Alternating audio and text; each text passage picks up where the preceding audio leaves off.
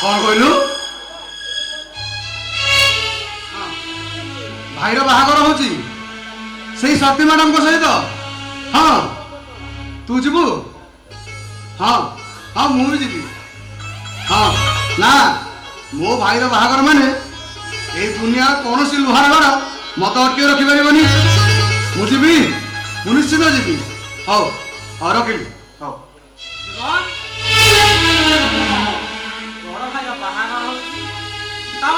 समस्त खाया तुम मिछ कथा कह हाँ कौन हम तुम अवस्था कौन हम अवस्था मो जीवन में बन्या आसो मो सुख शांति सब धरी हो मो हृदय अशांतिर निआ जल चलू निआ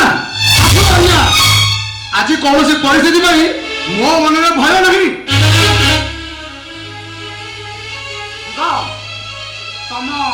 तुम आगे गोटे लंबा जीवन पड़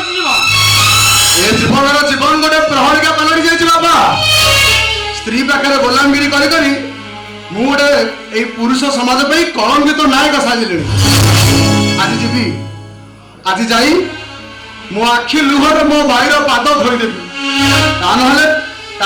मत नकर जगह मिलनी बुझी आज निश्चित जीवी अनुमति न दिए भांगी देवी से लुहार चित्कार करी कहबी ए बन्या भाई मते रास्ता छाड़ मु मो भाई पाखक जीवी आदि आवश्यक पड़े आम स्वामी स्त्री भितर पाचेरी उठिले भी मोर भय नहीं राहो राहो माइसन राहो तमर ए पुरुषकार अग्निस्कुलिंग देखि मो छातीटा आज फुली उठुची हेले तम बड़ भाई किए से तम बड़ भाई जहाँ भाई तम मन रे एते डर से कही नुहति से दिन आपण सहित आसीथिबा से कुली भाई जीवन बा तम भूत भीतर तम एते बड़ कथा लुचै रखिथिलो एते बड़ बेईमान तमे हाँ मु बेईमान हाँ मु विश्वासघातक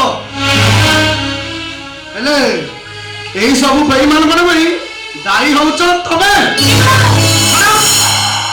आज तुम कौन थम मो मुह बंद कर दे पार केवल तमरी मु गोटे मनीष अमनीष पलटि जाए मो देवता भाया भाई को मुई हाथ में बाढ़ी आज मु कंठ भिड़े चित्कार करी कहबी तमे होच गोटे बाच झियो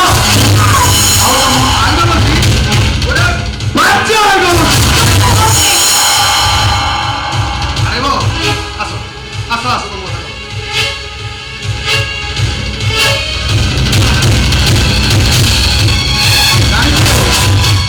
जानी बने मैडम या पर तो मत डिवोर्स दब अरे तमें मत कौन डिवोर्स दब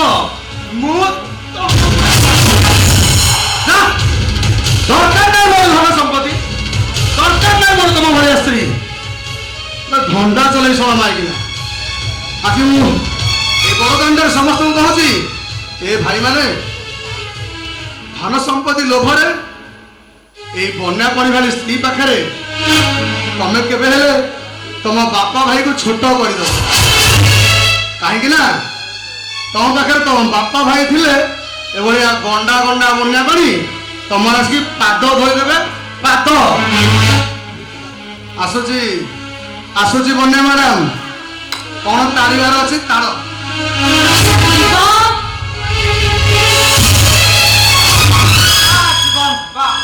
बड़ चमक अरे मु भावुली ओडिशा माटी पुरुष नहांती मु देखुची एठी तो महापुरुष भी अच्छी बोली कहीं जो झी ए पुरुष जाति का घृणा करुचे मुझे मुहर बापर को शुणा चाहे ना मैडम आपण को मेडिसिन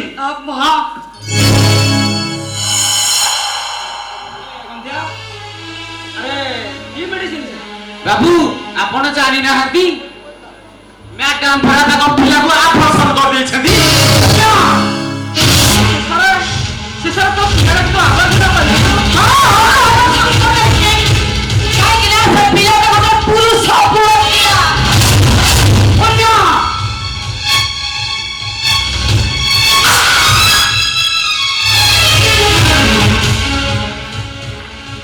ଆଇନର ରକ୍ଷକ ହୋଇ ଶେଷରେ ତୁ ରକ୍ଷକ ସାଜିଲୁ।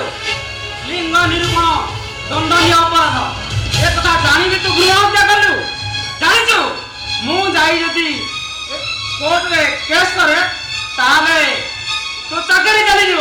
ଦେଇଦିଅ ମୋତେ ଜେଲରେ ରହିଯିବ। ଦେଇଦିଅ ମୋତେ ଜେଲ। ତଥାପି ମୁଁ ଯେମିତି ପୁରୁଷମାନଙ୍କୁ ଘୃଣା କରୁଥିଲି, ଜେଲ ଭିତରେ ରହି ପୁରୁଷମାନଙ୍କୁ ସେମିତି ଘୃଣା କରିବି, ସେମିତି ଘୃଣା କରିବି। କନ୍ୟା ତୁ ଏଯାଏ ପୁରୁଷ ଦେଖିନୁ, ତୁ ମହାପୁରୁଷ ମାନଙ୍କୁ ଦେଖି ଏମିତି ଅବମାନନା କରୁଛୁ। ହେଲେ ମୁଁ ତତେ ଏମିତି ଜଣେ ପୁରୁଷ ଦେଖେଇବି,